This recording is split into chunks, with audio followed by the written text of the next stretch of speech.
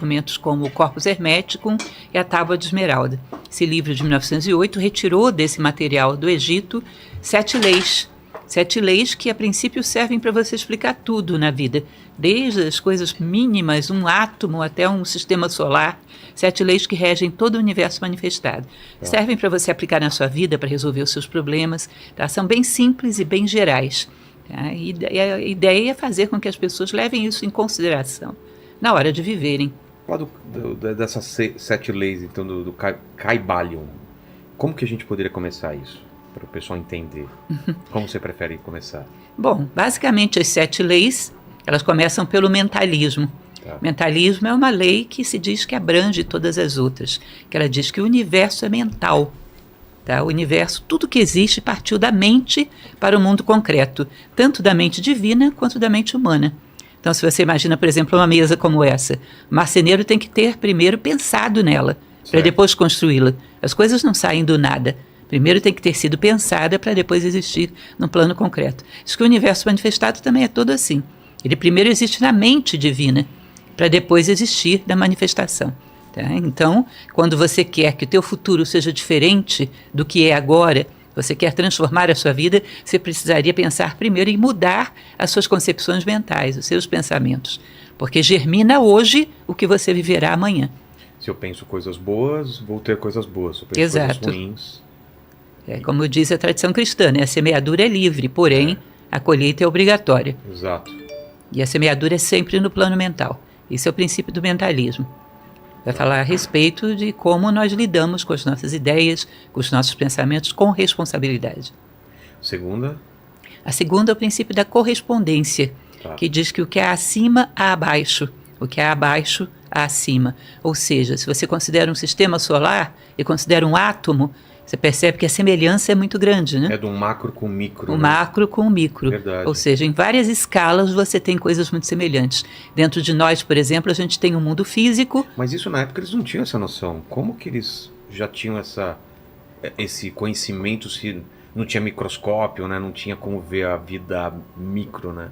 Pois é, eles tinham essa concepção provavelmente por uma sabedoria recebida de outras vias, que não é bem a que a gente entende hoje no nosso mundo tão high-tech, né? Total. Eles tinham essa sabedoria de que o universo era todo interligado e que se repetia em padrões do macro para o micro. Então, se você pega, por exemplo, a maneira como você trata o seu corpo físico, você pode imaginar o que seria do seu corpo físico se você se alimentasse de qualquer coisa, se você não o higienizasse. Agora, imagina que você faz exatamente isso com o seu plano mental. O alimenta de qualquer coisa e não o purifica nunca, não tira todos os elementos que estão ali poluindo. E imagina como estará esse corpo. É mais ou menos similar o que você faz no sutil, o que você faz no concreto. Entendi. Ou seja, tem muita sabedoria de vida para tirar de cada uma dessas leis. Esse espelhamento de cima e embaixo, dentro, fora, pequeno, grande, é isso? Isso, exatamente. Platão falava do micro e do macrocosmo, né? Você vai ver isso na Bíblia. Deus fez o homem, a sua imagem e semelhança. Tá? Então, várias tradições falam sobre isso. Verdade. A cabala hebraica, quando fala do nome de Deus, Yahvé, quando você coloca o nome de Deus na vertical, dá a forma do corpo humano, cabeça, tronco e membros. Tá? Então, várias tradições falam da mesma coisa. O macro e o micro tendo uma semelhança de forma, uma semelhança de organização, de linha evolutiva. Entendi. Mas o que isso a gente traz para a vida, para o dia a dia? Uma típica frase que fala sobre isso é aquela do homem, conhece-te a ti mesmo e conhecerás o universo e os deuses. Ah, entendi. Essa frase diz que se você tem um grande autoconhecimento, você pode ter uma noção de como se organiza o universo, porque segue a mesma chave organizativa. Exato, faz sentido. A terceira? A terceira é o princípio da polaridade. Que diz que semelhante e dissemelhante são da mesma natureza, diferentes em graus. Se você pega, por exemplo, um termômetro, você vai ter temperaturas. Certo. Tudo é temperatura. Uma é quente, a outra é fria. Você pode esquentar o frio, esfriar o quente. Ou seja, você pode, por um ato de vontade, trocar uma polaridade pela outra. Então, por exemplo, se você pega um gradiente de sentimentos, de um lado você tem ódio, do outro lado você tem amor. Por um processo de vontade, de determinação, eu posso intercambiar um pelo outro. Eu posso transformar o amor em ódio e vice-versa. O ódio em amor. Sim, por um ato de vontade. Porque estão dentro de uma mesma natureza. Eu não posso transformar o quente em macio, por exemplo. Entendi. São coisas diferentes. Mas dentro do parâmetro de temperatura, eu posso intercambiá-las. Dentro do parâmetro de sentimentos, eu posso intercambiá-los. Dentro do parâmetro de pensamentos, de ações. Eu sou uma pessoa, por exemplo, em relação ao plano físico, sou preguiçosa. Eu posso me tornar uma pessoa ativa simplesmente por um ato de vontade, polarizando no outro lado do termômetro e trabalhando na construção disso. Posso reverter os polos em que eu estou identificada. E tudo isso aqui tá condensado aqui. Isso, de uma maneira adequada, né? Vou mostrar para o meu filho. A quarta é o princípio do ritmo, que é o princípio do pêndulo. Imagine que você tem aqui um pêndulo, você puxa ele para um lado, quando você solta, a tendência é ele ir para o outro lado, não a mesma distância. Imagine que você puxou ele para cá, uma distância x. Quando ele vai para o outro lado, ele vai x também. Ou seja, a oscilação para um lado e para o outro é equivalente. Isso diz, por exemplo, se você tem um excesso de euforia, é provável que do outro dia você tenha um excesso de tristeza que seja correspondente. Os excessos são mais ou menos equilibrados. Então, se o homem não quer que o seu pêndulo no dia seguinte vá para um extremo oposto, que ele procure um meio termo mais sereno, mais equilibrado, porque os extremos se compensam. E dentro do ritmo ele vai falar também a respeito da neutralização. O que é a neutralização? Como é que você fica acima das polaridades do mundo? Eu sempre uso o exemplo das crianças brigando por um brinquedo. Tá. Uma criança brigando com a outra, puxando o ursinho. Quando é que você pode neutralizar esse conflito? Quando você não deseja mais o ursinho. Quando você superou essa necessidade de experiência, você pode ir lá e equilibrar esse conflito. Você subiu um degrau do ponto de vista de consciência. Aquele ursinho, eu não preciso daquele ursinho, então eu estou tão isento daquela lá que eu consigo definir essa situação. Eu consigo equilibrar. Se eu tivesse envolvido emocionalmente com aquele ursinho, eu não Seriam conseguia. 3 brigando pelo ursinho. Exatamente. E assim vai. Digamos que esse pai brigue com outro pai. Esses 2 pais que estão brigando para saber quem é que educa as crianças, estabelece aqui um outro conflito, em outro patamar. Aí vem o avô e diz, que é isso, vocês estão brigando à toa, rapazes. Os 2 querem o bem das crianças, ou seja, um outro nível de consciência, já não precisa mais de autoafirmação como pai melhor da vizinhança. E por aí vai. Esse avô pode brigar com outro avô também, e alguém que tem uma consciência um pouco mais elevada pode neutralizar esses conflitos. Ou seja, quanto mais a nossa consciência sobe, amadurece, mais você está habilitado a harmonizar os conflitos que estão abaixo de você. Entendi. Entende? Então, se a gente tem muitos conflitos no mundo e não nos sentimos habilitados a interferir de maneira positiva neles, é porque a nossa consciência não os superou. Se superasse, nós teríamos uma habilidade para conciliar os conflitos todos do mundo. Exato. A vibração diz que desde a matéria mais densa até o ser mais sutil que você possa imaginar, tudo no universo vibra. Você vê, por exemplo, que a gente usa o quartzo para fazer relógios, né? Relógios de quartzo, porque o quartzo vibra. Essa vibração ajuda no funcionamento da máquina do relógio. Então, tudo no universo, desde uma pedra mais densa até os seres mais sutis, eles vibram.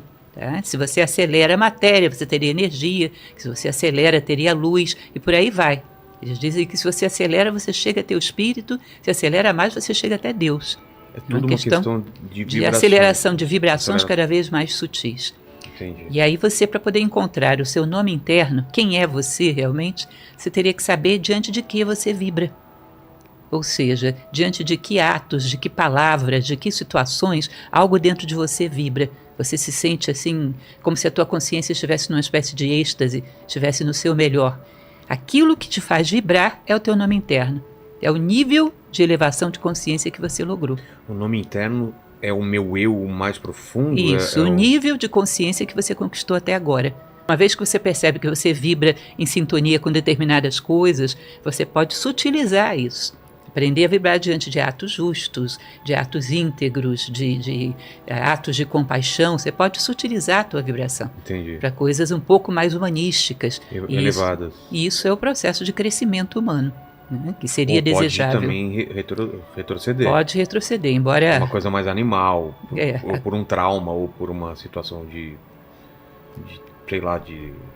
depressão, talvez. Isso, embora a consciência ela resista um bocado a voltar atrás, né? É mesmo? A consciência resiste em abrir mão daquilo que ela já conquistou. É sempre para frente. Mas se você insistir muito, pode conseguir. Pode conseguir retroceder. Mas a ideia é que a gente fosse cada vez mais sutilizando as nossas vibrações, cada vez mais coisas humanísticas, coisas mais nobres, elevadas a pensamentos, sentimentos verdadeiramente humanos.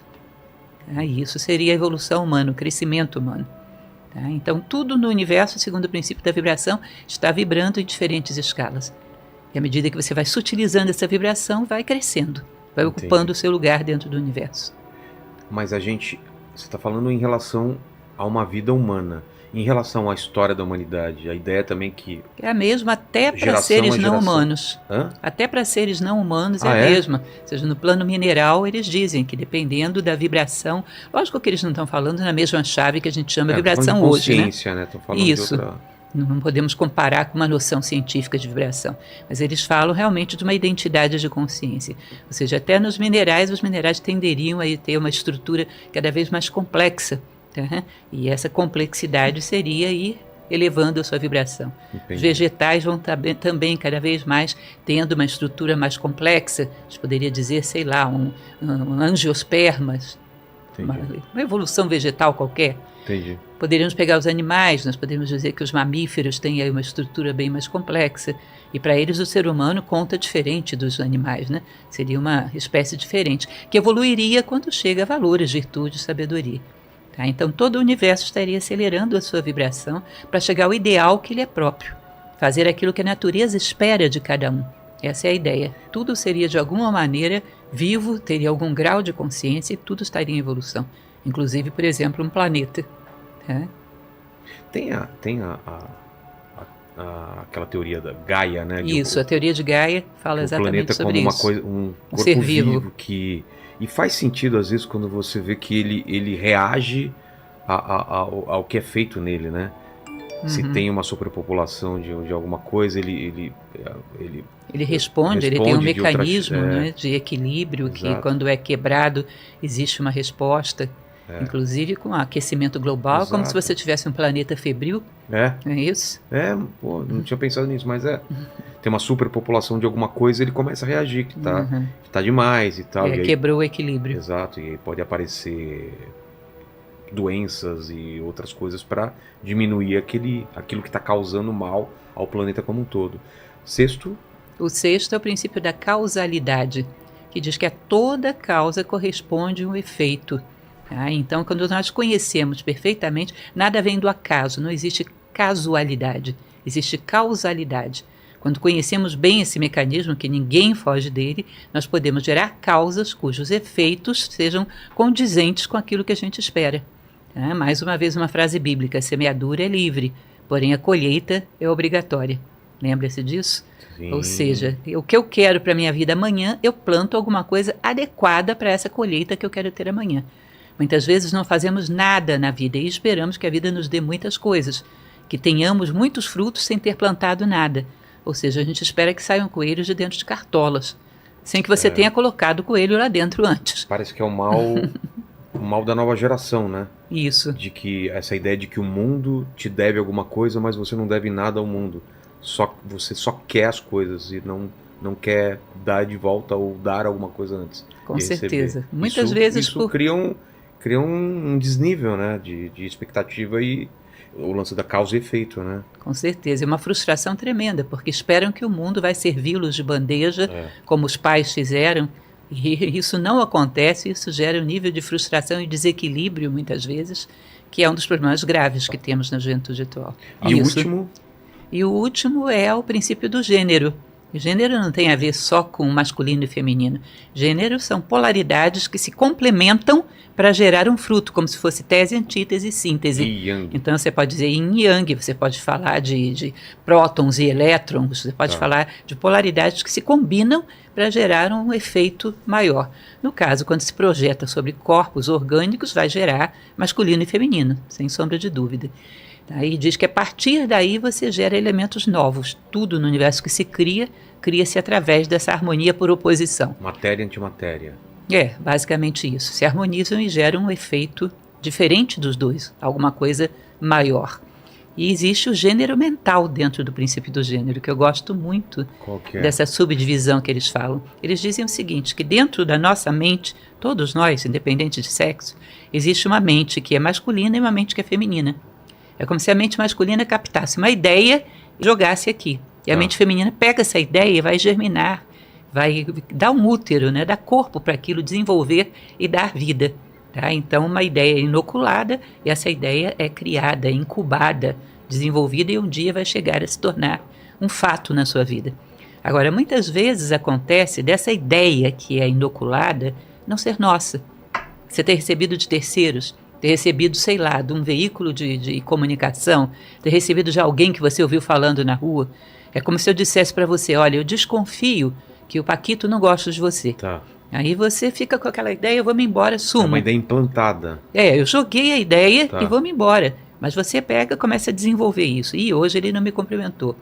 E hoje ele não falou comigo direito. E você vai dando corpo aqui. Vai ampliando. Vai ampliando. Chega um determinado dia, você rompe com ele. E acha que foi você. Nossa, isso acontece pra caramba, né? Acha que foi você, porque você deu corpo a isso. Você gerou, portanto, você acha a ideia é minha. Se você voltasse atrás, você poderia perceber que fui eu que joguei essa semente no teu plano mental. A gênese da ideia. Exato. E isso é uma forma de manipulação terrivelmente eficaz. Muito bom que de vez em quando a gente pare e se pergunte quais das ideias que estão na minha mente nesse momento são realmente minhas. Quais delas eu me lembro de ter tido a ideia, depois de desenvolver a ideia e gerar essa opinião, essa visão de mundo. A gente tem que de vez em quando checar se a gente está pensando e se está sendo pensado. Ter o hábito de refletir, ou seja, gerar ideias próprias. Porque se nós temos essa inércia de não gerar ideias próprias, alguém vai gerar por nós. Exato. Tá? Esse vácuo vai ser preenchido, não vai ficar vazio.